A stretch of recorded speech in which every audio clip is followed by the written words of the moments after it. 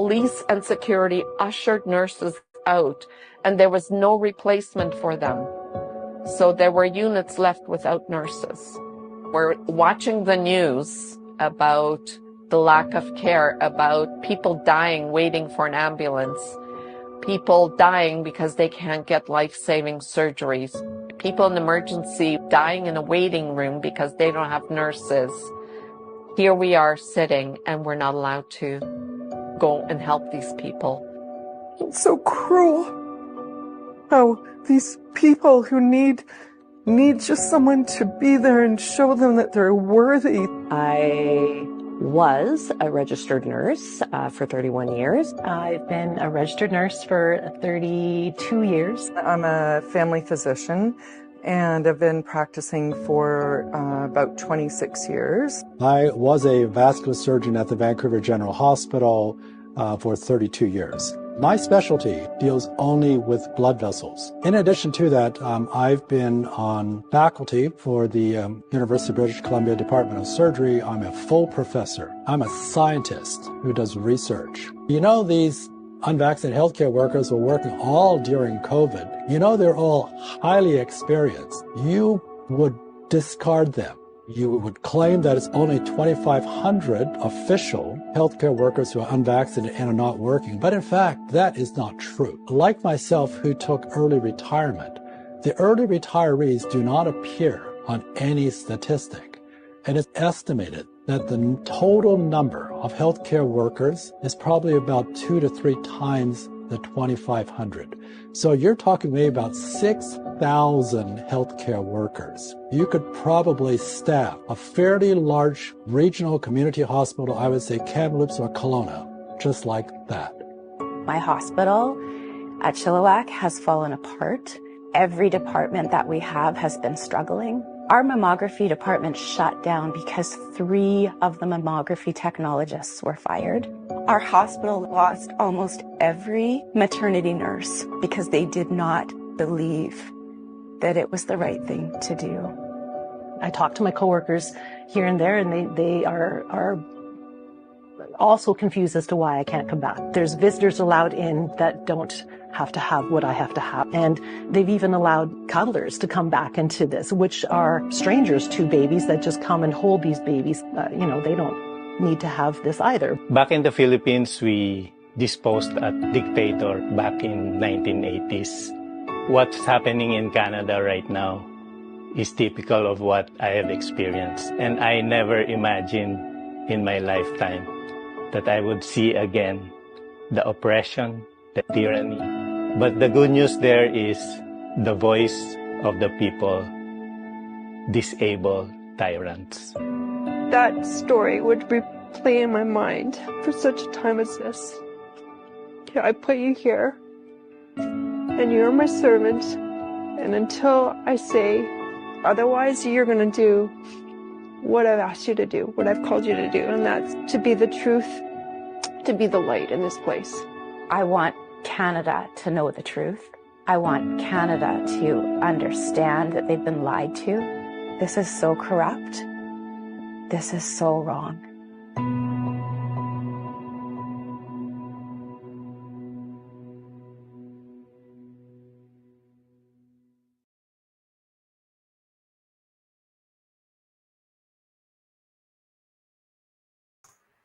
Hi, everybody. Sorry about that. Thanks for joining us today. My name is Amanda Forbes. I'm with Children's Health Defence Canada.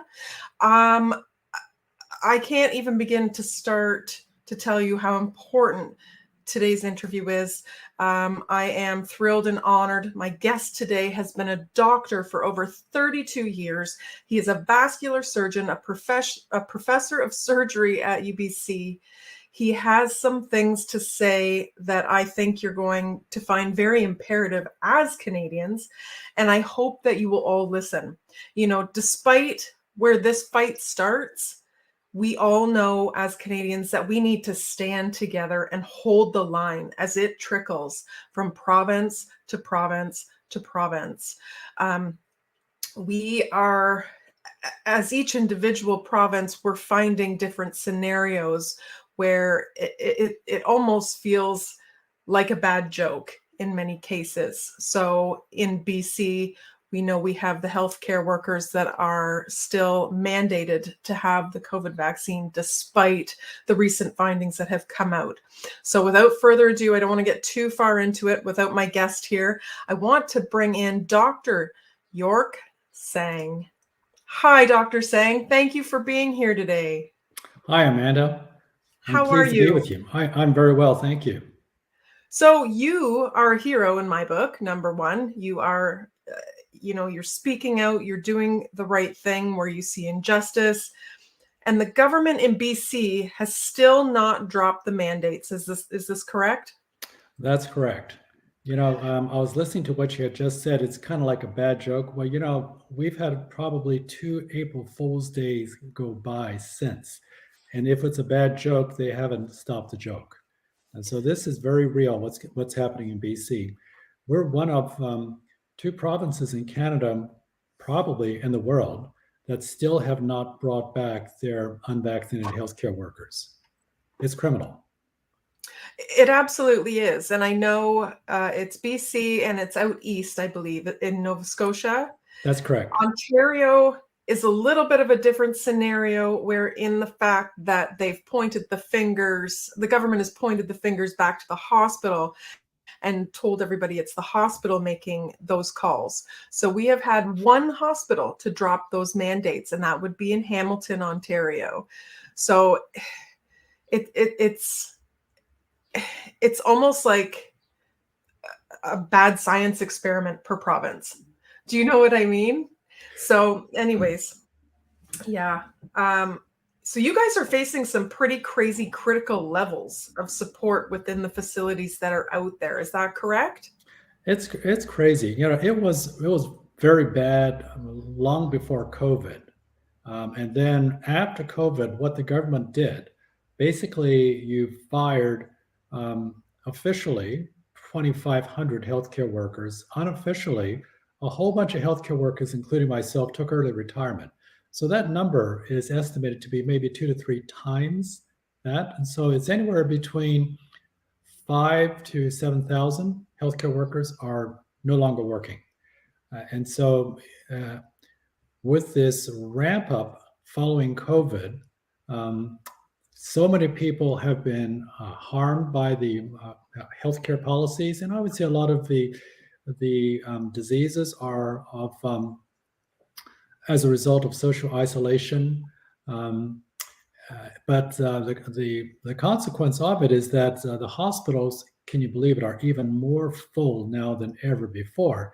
And at a time when you have reduced staff and you are refusing your most experienced, in all likelihood, who all have natural immunity workers to sit on the side. Where is the sense in that? And so that's really the basis of our judicial review. And so with the judicial review, it's not like a trial where there are witnesses and cross-examination. In a judicial review, we're asking a judge to review the reasonableness of 2 things. One is that our provincial health officer claims that there is still an ongoing emergency in our province, and that gives her these sweeping powers.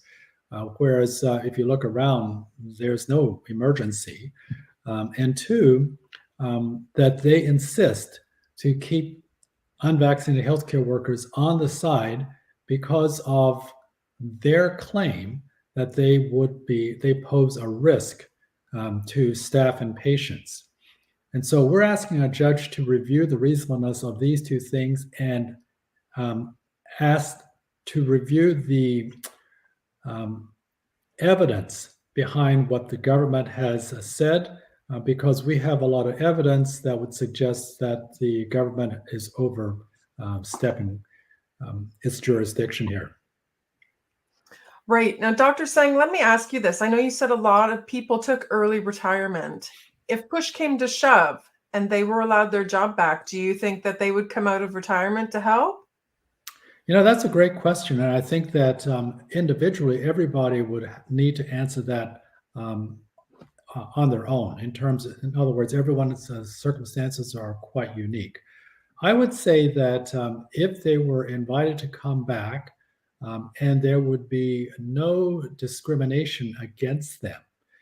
By that, what I mean is that in BC, we have the BC Public Service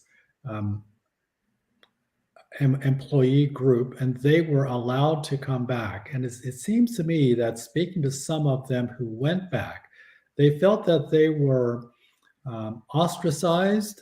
They were marginalized when they came back because it's like, oh, that's so-and-so, they didn't take the shot and blah, blah, blah, blah. And so what they described was a very uncomfortable situation where friends and co-workers you knew before COVID came around are no longer your friends and co-workers. And so I suspect that at this stage, even if they asked us to come back, there would be some of that's out there. Nonetheless, clearly, the healthcare system needs us back working. There is no doubt. And I think that as health professionals, we would go back to serve the people of British Columbia. That's amazing. And I love to hear that. Now, your government, it literally blows me away because the WHO has ended COVID.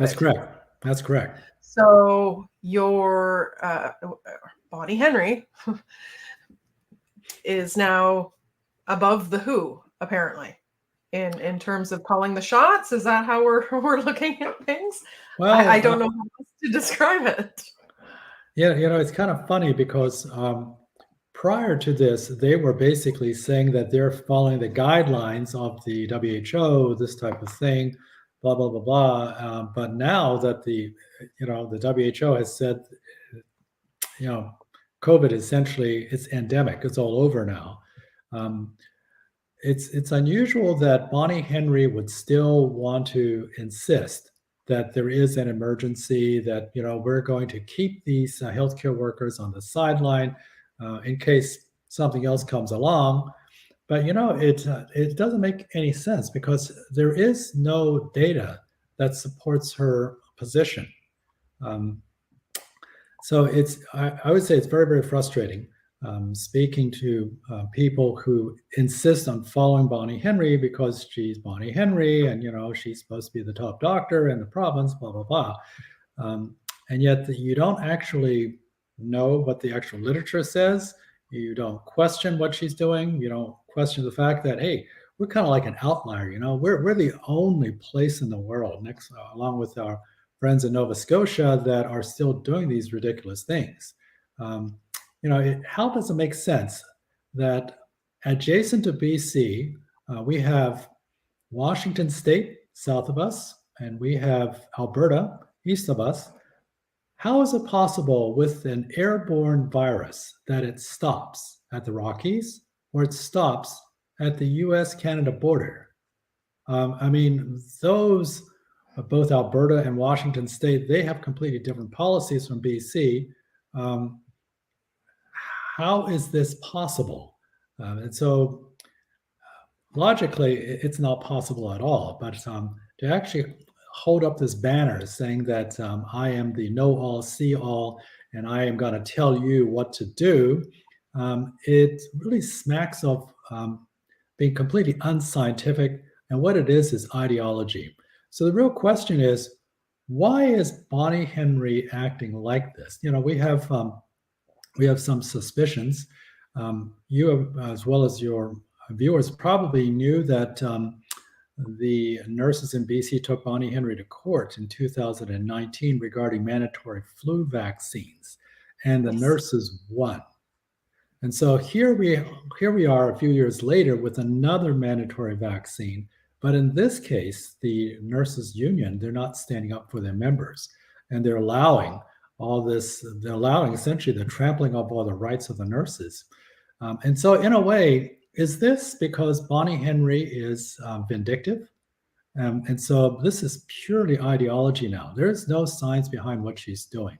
Is she just sticking it to the nurses? And what about the doctors? Well, there are not as many doctors affected compared to nurses. But we have a health minister, Adrian Dix, And it is long suspected that he hates doctors. He's been hating doctors for a long time. So if this is his opportunity to get at doctors who would actually question him, maybe that is his motive. Again, this is purely ideology. And that the doctors who don't question him and don't fall out of line, will not speak out against him, they're the obedient ones. And so because he has established a precedent of who is obedient and who is not, and gotten rid of the people who would verbalize areas that they don't agree with, he can basically then turn the screws in a little bit tighter on those remaining after he gets rid of us. And so what happens to the healthcare system? Let it burn. That's what it seems. Yesterday there was a report in Langley Memorial Hospital, and Langley is a fairly large community east of Vancouver, and a prominent member of the medical staff basically said that Langley we're near catastrophic levels of patients in the hospital, not having enough physician staff to look after them. And so the only comment Adrian Dix made was that, well, we have struggles everywhere in the province, and it was rather unsympathetic, And so I think that when you get an answer like that from the health minister, clearly he doesn't really care about what's going on. He doesn't care about the fires that are raging. Unfortunately, in BC. Maybe we're a test case for the rest of Canada to see how tightly they can put in the screws and see how many people would yell and how many people would remain silent over this. And then once they have established the fact that there's only going to be a minority of people who push back, the majority of people, though, they're going to go along with the government's directives. And so, the government thinks that they have the majority on their side, and so let's just go with it. Let's just, tighten the screws a little bit more. So, Unfortunately, that's what's happening in BC. Right. And it doesn't help that you've gotten all of the ousted Alberta health professionals brought into BC to double down on the corruption that is. So that's a double whammy, Dr. Hsiang. And I'm so sorry you all have to deal with that out there. It's something else. But I'd like to talk to me about this judicial review. How did this come to fruition? Whose idea was this? And where are we with it? That's a great question. So let me just take you back historically. What has happened? When these COVID mandates became absolutely necessary, for all physicians who work in hospitals or long-term hospital clinics, a number of physicians basically said, that's it for me. For whatever reason, I'm not going to take this. Other physicians took one jab and they were harmed. Other physicians knew that this was wrong, but felt that they were trapped economically. And so they closed their eyes, pinched their noses, and took the jab. And so as a result of that, it's estimated that maybe about 2% of British Columbian doctors, so that's roughly about 250 to 300 doctors refused to get jabbed, and so they are on the out. And as a result of that, not all of them, but a large proportion of them, maybe about a third of that, came together loosely as a group, primarily on Signal, to sort of vent about their frustrations with the whole situation, and slowly mobilize to try and think of what legal challenges can we propose to go forward against this.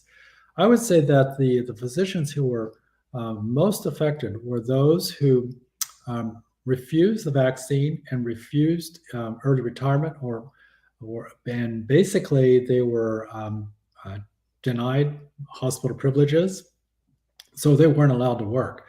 And as a result of that, there have been challenges against their hospital, what we call the hospital authorities, challenges against the college, as well as letters written to the health minister and Bonnie Henry. So while that was ongoing, the government decided to put the screws in a little bit more and said, well, now we've taken care of the healthcare workers in hospitals. Let's go after all the healthcare workers. Let's collect all of their private information about vaccination status, and we'll have that. And at any point, we can release it on the public.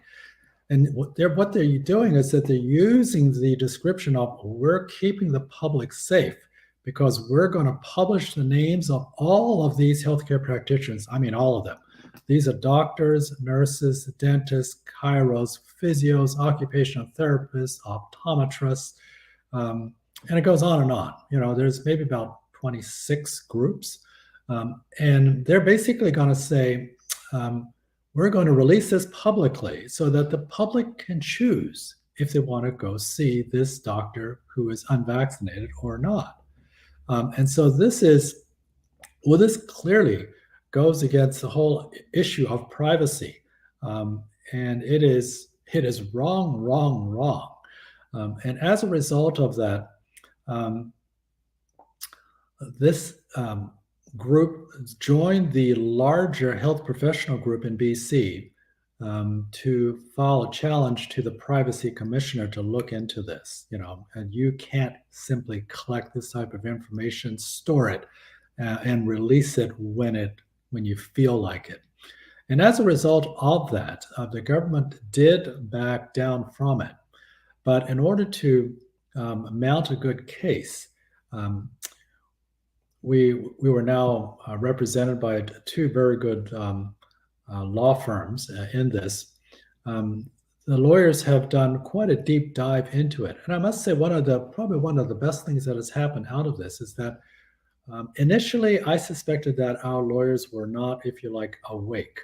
And they thought, well, here comes just another group, and they're kind of a fringe group. They got crazy, way out ideas, but let's hear what they got to say, and and see if we can represent them legally. And the more they dug into it, the more they realized that, in fact, this group is right.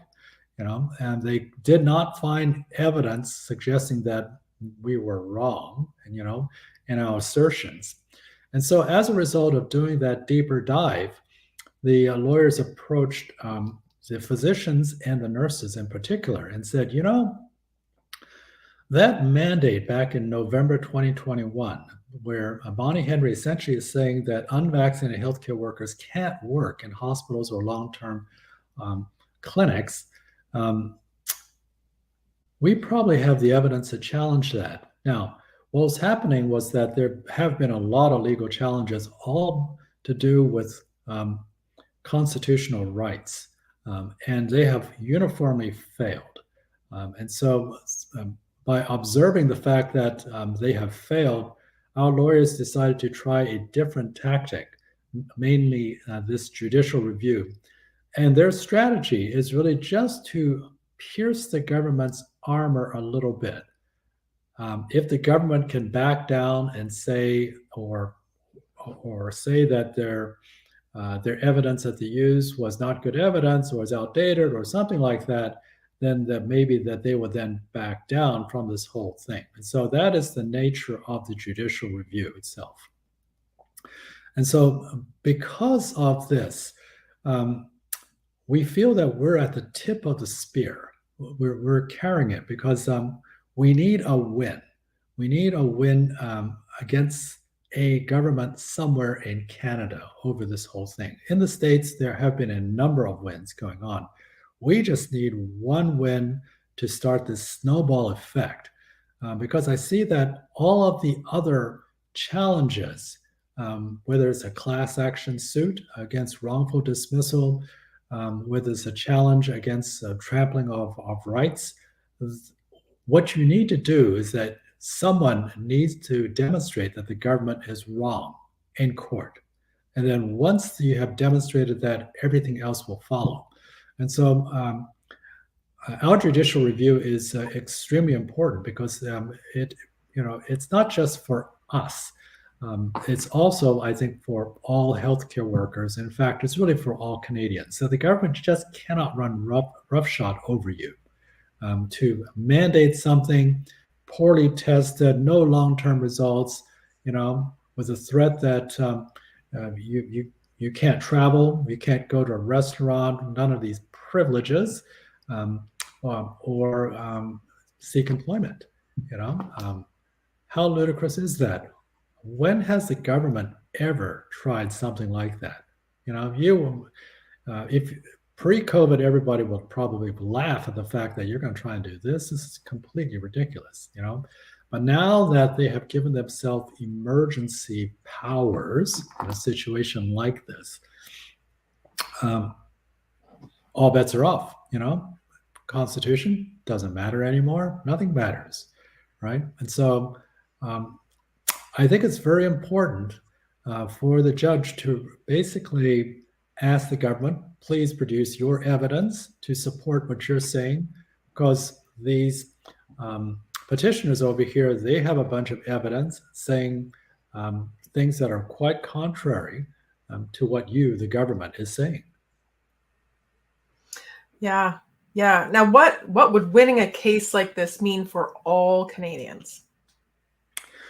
I think that it will be the first rock that breaks off from a dam. Then you see a little trickle, and then you see a flood, and then you see the whole dam come down, right? But that's what I think will happen. And I hope and pray that there will be a brave judge who will ask this fundamental question of the government, show us the scientific evidence of what you guys are doing. Well, it's getting harder and harder to deny, Dr. Hsiang. I mean, it's coming from every country in the world.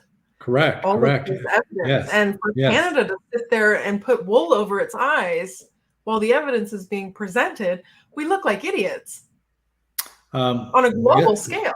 Yes, we are idiots. There is no doubt about that. Everybody must. Correct. Go everybody.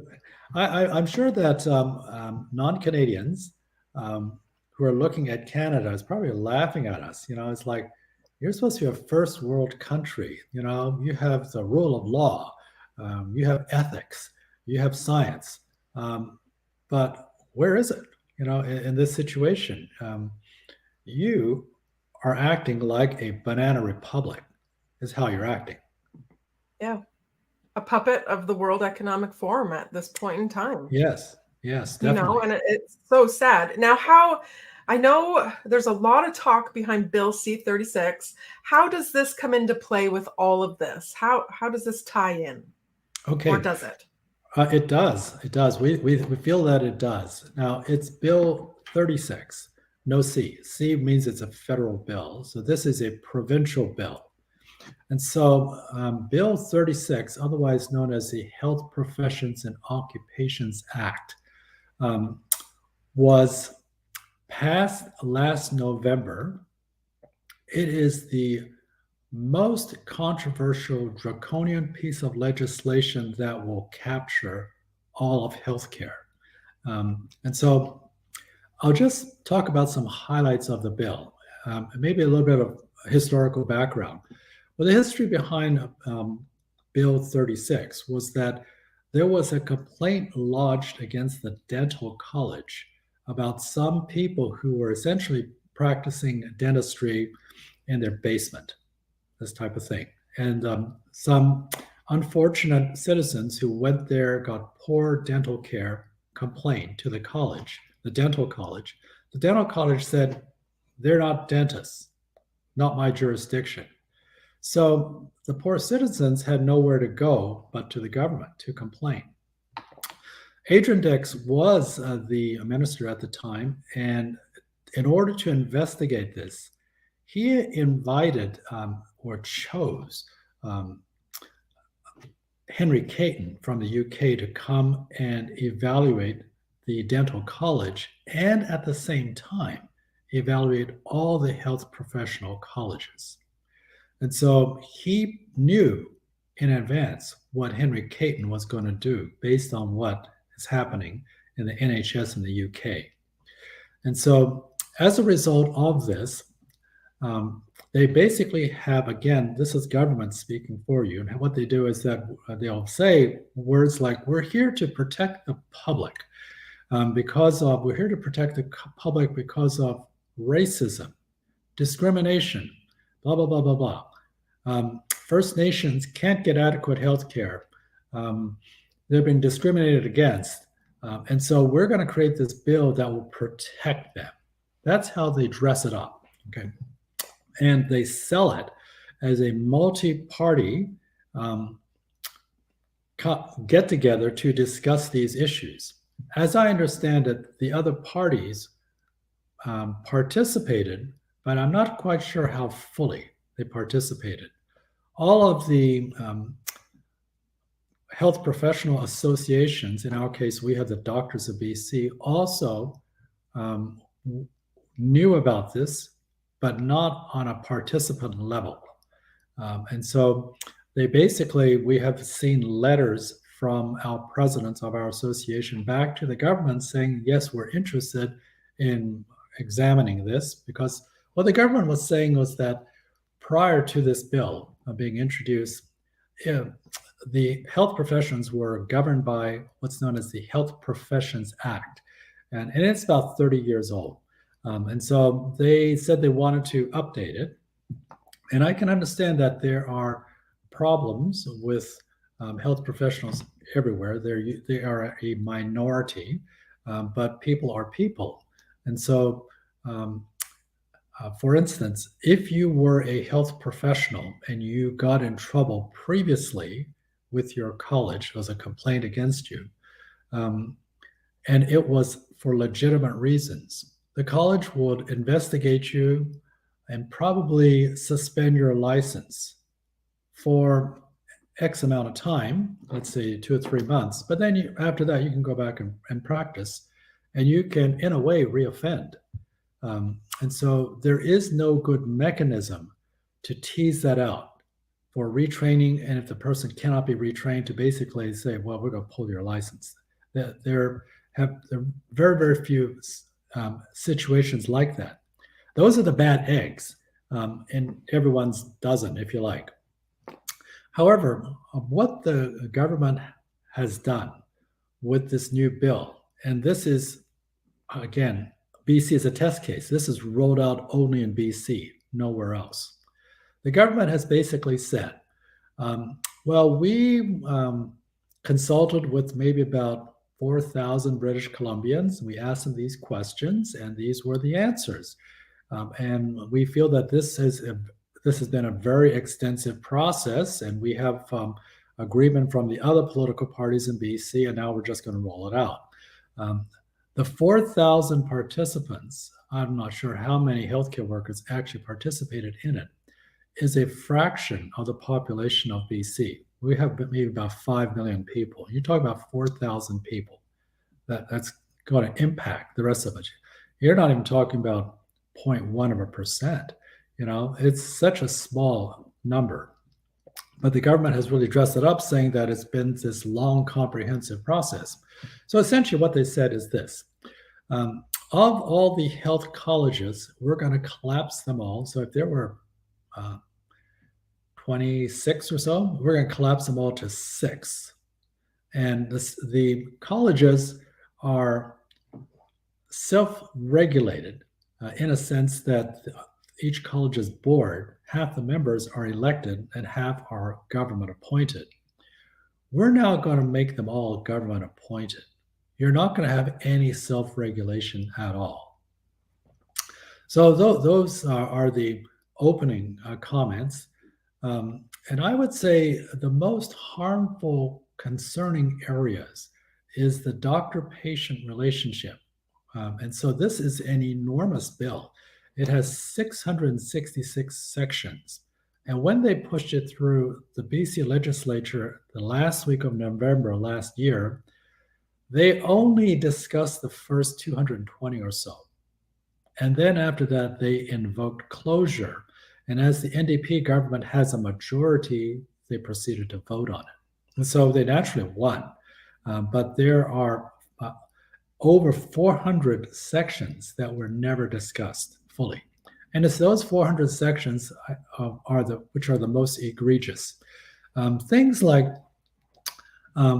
misinformation. So how this interferes with the doctor-patient relationship is this. Let's say I'm your family doctor, you're my patient, and I've looked after you for a long time. I know you very well. I know your family. I know your personal history, your medical history, your allergies, et cetera, et cetera. Let's say you have a condition and there is a guideline recommended by government as to how one should treat your condition. And so we're going to follow the guideline until it doesn't work anymore. And in your case, maybe it doesn't work, or you get a side effect from the government's guideline. But then I know, because from my experience or talking to colleagues or having read about it, I know that there are other treatments not on the guideline. And I said, well, I've tried this before. I've spoken to my colleagues. They all say it's very safe. It could be what you need. And that type of treatment, if it was given to you and somebody found out and filed a complaint against me, so the government will say, well, what you are doing is basically, it's a form of misinformation. You're giving the wrong information to your patient. You're stepping outside of the boundary. They can come after you. If you criticize the government for being heavy-handed, they can come after you. And they can come after you and pull your license, fine you, or incarcerate you. And so when you think about that, at a time when we have this incredible healthcare crisis in BC, you have slipped in this new bill to control the health professionals completely. What do you think will be the downside to this? Do you think health professionals might want to leave to another area in Canada where they don't have a similar type of bill? Do you think that health professionals, knowing that this is active in BC, would want to come to the province and practice, where, even though they could practice elsewhere in Canada and not be subjugated to this type of ridiculousness, really? I think it's a very, very poorly thought out act to essentially to capture the health professionals, and in disguising it as patient safety. Where is the patient safety in this when patients can't get a doctor? And so in BC, and probably similar to other parts of Canada, 1 in 5 British Columbians don't have a family doctor. I don't have a family doctor. Mine retired, and I haven't found a new one. What do we're so short of everybody. We're so short of doctors, nurses, all the therapists. I have to give my head a shake as to why you would want to do this now. You're not addressing the big issues. So you're basically saying, well, we're going to address the big issues like the lack of doctors, nurses. We're going to recruit. And we're just going to throw a whole bunch of money into this recruitment process, but good luck. Good luck recruiting. Number one, who's going to come, right? And so there are your viewers probably know that there are a number of physicians who have come from overseas who aren't in healthcare, and the reason why is because the federal government has promoted this, that they want health professionals to come to Canada. At the same time, they are not in sync with the provincial colleges which control registration. Right. And so as a result, you have all of these health professionals from all over the world thinking that they can come to Canada and they can practice what they, were trained to do and have experience doing, and yet they're stuck. So is the college suddenly going to turn around and give these poor health workers licensure? I kind of don't think so. And so I don't know what the government's talking about. They say they're spending millions of dollars on this. If you are, why is Langley Memorial Hospital, why did it make the news yesterday saying that there are so many patients and so few doctors? So is this the end result of the millions of dollars that the government has spent? Where do all the money go? Where's the money? Where is the money? Because at the end of the day, what we're noticing is a chokehold. They're choking out our good people. And, inevitably, this is going to force the crumble of their entire institution. And the Underground Railroad's already taking place, Dr. Hsiang. I mean, I live it. My dad had the 9 strokes from his Pfizer vaccine. He's in my house. I hired all of those workers that could advocate for themselves. They have my trust because they have the brave, what it took to stand up and advocate for themselves. That is such a quality, especially in this day and age. But let me ask you this question really quick. In a perfect world, do you think our country would benefit by implementing whistleblower status to hold the institutions and the professions and pharma to account in this regard? And I go back to 3 years ago, right, when people tried to speak out about what was going on in Canada, in our hospitals, and they were labeled domestic terrorists. It was absolutely sickening. How do we hold these people to account without protection for these people willing to speak out? Well, I agree with you entirely there. There should be whistleblowers. I suppose the question is, at what point do you introduce that? The fact that there needs to be whistleblowers, and how would that be passed at the same time where you have all these other things going on? And I suspect that is going to come, but it's going to come a little bit later after things like our judicial review gets reviewed positively. And so it's like we have to win this, and then we have to say, how can we stop this from happening again? Right. And so when was the point you felt like you needed to speak out? And were there many of your colleagues with you when you joined in on this? I worked at the Vancouver General Hospital, which is one of the largest hospitals in Canada. And it has a staff of close to 2,000 doctors. I only know one other doctor who has the same idea as me out of a staff of 2,000. And so my colleagues are essentially asleep. When you get together with them and you hear what they have to say, and it's quite obvious that they are asleep, you can't shake them to try and wake them up and say, read this paper. None of that works, And so I've lost probably all my relatives here. I've lost the majority of my previous friends, but I've discovered so many more very brave and courageous people, and they have the right stuff. They have the fabric of what is really important.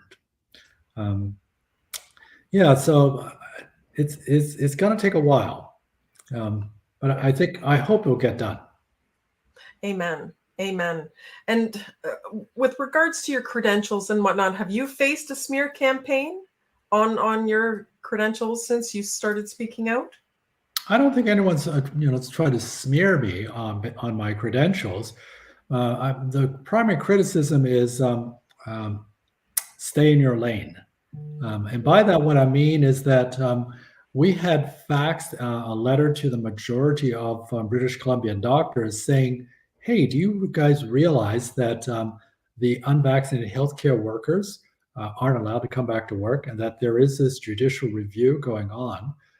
And so they needed a letter to go with one of our lawyers' letters. And so I said, well, I'll just put this on my personal letterhead. And I foolishly, I left my home phone number on that letter. And so I got a number of responses, and the majority of the responses was, don't send this to me again. stay in your own lane. What you guys are doing is ridiculous. I didn't have anyone actually call and say, thank you for what you're doing. I believe in what you're doing, but I can't speak out. I didn't get anyone to actually say that. Maybe there are a number of doctors who feel that way, but they're so scared to even reach out. So I'm hoping that's the case. Yeah, and that's such a shame. What were your thoughts on the healthcare workers that spoke out really early on, and have your views changed over the years?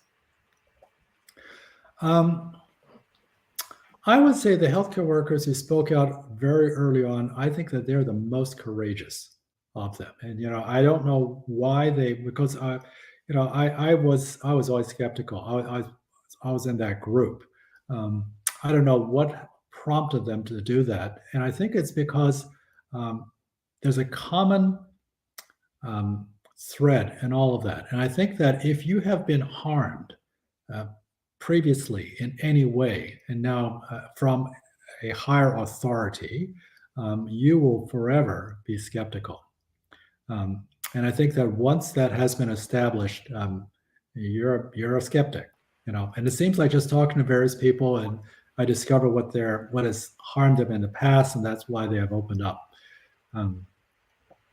There's no going back once you're in. No, that's right. Nobody ever goes backwards. That's correct. That's correct. Coming to our side, right? Now, talk to me about the Canadian Society of Science and Ethics in Medicine, because I hadn't heard about this before, and I know it's a West Coast type thing, but talk to me about what it is. Who can be a part of this? Who are you looking for, and how do they find you? Oh, okay, great. Thank you very much. So the Canadian Society for Science and Ethics in Medicine, we have a website that's cssem.org, and it describes who we are. So who we are is that we are a group of physicians who are unvaxxed, partially vaxxed, or fully vaxxed. We're about 51 members strong right now, and we believe in principles of science and ethics, primarily in the areas of education for our patients, for physicians, other healthcare workers, and for ourselves. And we believe in upholding the highest form of ethics. And so that's us. And so if you go to our website, you can see the number of different things that we are doing. You can see our judicial review. You can see there's a number of videos that we have put out. As well as if you feel inclined to support us, there's also a donation page as well. And so the trailer that you saw at the beginning of your show here, Amanda, the full-length video is going to be displayed this Saturday in North Vancouver. So if any of your viewers are in the Lower Mainland in British Columbia, please go to our website. There is no fee to see this full-length video. It's about 18 minutes. At the same time, you'll get to meet all the doctors and the nurses who are featured in this video. And you'll also meet a bunch of wonderful people. So you'll have a good time. Absolutely, absolutely. And I'm going to play the trailer again at the end to close us off, just so everybody can see it if they didn't catch it at the beginning of the show. But the Canadian Society of Science and Ethics in Medicine, I just love saying the entire name because we've been lacking in all of that for so long lately. Where do you see this 5 years down the road as a watchdog, as a government body for actual ethics that oversee our healthcare leaders in government? Like, where do you see this going? That's a great question, and so we had our first AGM last night. And so I was the first president of the society, and I summarized all the activities that happened in our first year. I think going forward, knowing the personalities in our group, I think that we will be heavily involved in advocacy for patients. We will be involved in politics. There are a number of our members who are interested in a parallel healthcare system. there are a number of members who are interested in being preppers.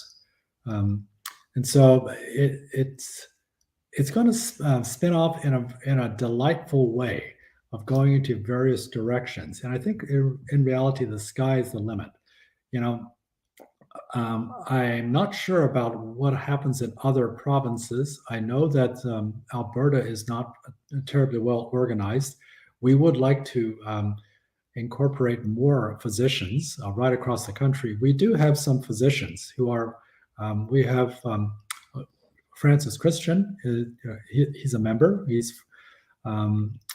We have Chris Milburn from Nova Scotia, and he's also a member. And so, you know, it is a Canadian society. And so obviously we welcome all Canadian physicians who feel the same way to join our society.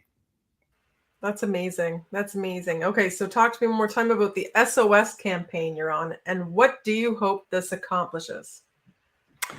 Well, I think the importance of it all is that our healthcare is in a real crisis, and that's why we put out this SOS, is to save our ship or otherwise, because we want to draw attention to the fact that the house is on fire, right? We have to put out the fire, right?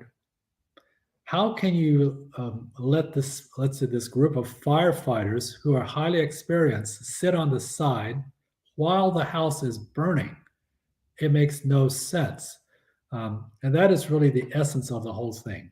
These, getting back to healthcare workers, want to come back, work and contribute. They are not a risk to you or to your family members or to anybody, right? They can only help. So that's really the message we want to get out with this.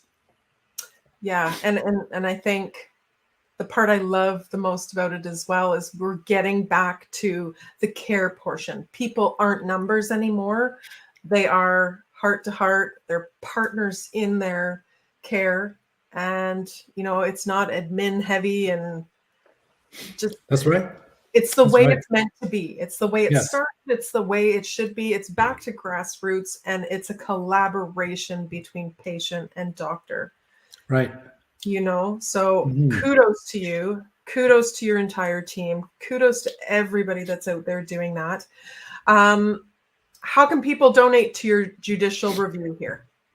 The easiest way or the best way to donate is to go to our website. That's cssem.org.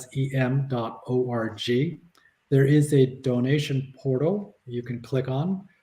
We are receiving donations either as e-transfer or by check. Wonderful. Wonderful. So, Dr. Hsiang, thank you so much for being so brave and speaking out. You know, if you could make a plea to your fellow healthcare workers that are still stuck in there, in the grind every day, trapped by the government within this corrupt system, what is it you would say to them? I would say, brothers and sisters, we're all in this fight together. You know us. We are not strangers to you. You have trusted us many times before. Trust us now. Tell your hospital administrators to bring us back. We're going to help you. I love it. I love it. And words of hope for the people out there that are looking forward to working with you? Absolutely. Good, good. So again, everyone, The Hidden Healthcare Crisis is the name of the film. It premieres May 13th at 6 p.m. Pacific Standard Time at Lionsgate Christian Academy in North Vancouver. And Dr. Hsiang will be there along with all of the doctors and healthcare workers that are in the film. You know, a couple of friends of mine, Danielle and Alicia, will be there supporting everybody out there as well. So go and check this out, you guys. Give it all the support you can. It's going to take all of us. We have to get through this, but we have to come together. The division tactics cannot work anymore. If we're solving this, we solve it as one. So let's stand up and be a part of the solution, not the problem. Dr. Hsiang, thank you so much for being here today. I cannot thank you enough. I hope you'll come back maybe in a couple weeks to give us an update with what's going on, and we'll get all the information out there to the Canadians that are paying attention, and even those that are just coming into play. Well, thank you, Amanda, and thank you for giving us the platform to spread our message out to your viewers. I agree with you entirely that we're all in this together, and we are carrying the tip of the spear. So thank Amen. you very much. Amen. Thank you. And for all of you out there, we're going to play the trailer again in case you missed it at the beginning. But other than that, CHD does not offer any medical advice, and the opinions of the host and the guest do not necessarily reflect that of Children's Health Defense. So I just thought I'd get that in there before we close out. Thank you, Dr. Hsiang. We'll see you again really soon. Have a wonderful day, everyone. Take care.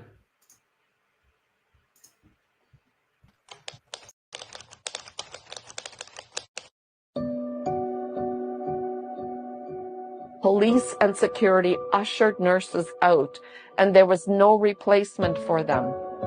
So there were units left without nurses.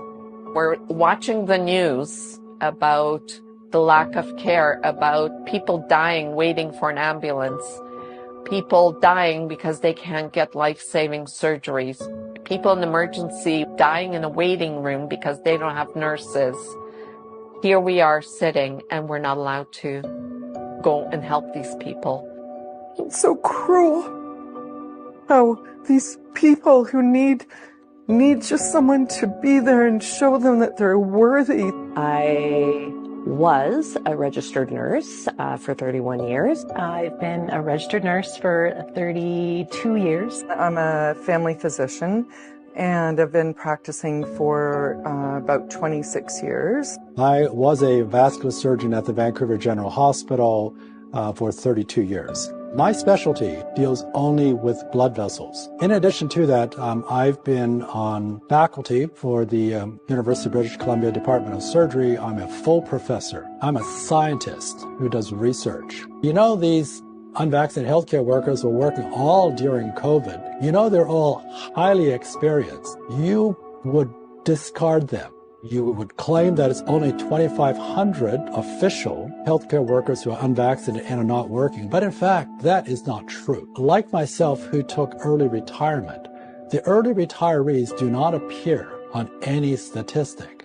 And it's estimated that the total number of healthcare workers is probably about 2 to 3 times the 2,500. So you're talking maybe about 6,000 healthcare workers. You could probably staff a fairly large regional community hospital, I would say Kamloops or Kelowna, just like that. My hospital at Chilliwack has fallen apart. Every department that we have has been struggling. Our mammography department shut down because 3 of the mammography technologists were fired. Our hospital lost almost every maternity nurse because they did not believe that it was the right thing to do. I talk to my coworkers here and there, and they are also confused as to why I can't come back. There's visitors allowed in that don't have to have what I have to have. And they've even allowed cuddlers to come back into this, which are strangers to babies that just come and hold these babies. They don't need to have this either. Back in the Philippines, we disposed a dictator back in 1980s. What's happening in Canada right now is typical of what I have experienced. And I never imagined in my lifetime that I would see again the oppression, the tyranny. But the good news there is the voice of the people disable tyrants. That story would replay in my mind for such a time as this. I put you here, and you're my servant, and until I say otherwise, you're going to do what I've asked you to do, what I've called you to do, and that's to be the truth, to be the light in this place. I want Canada to know the truth.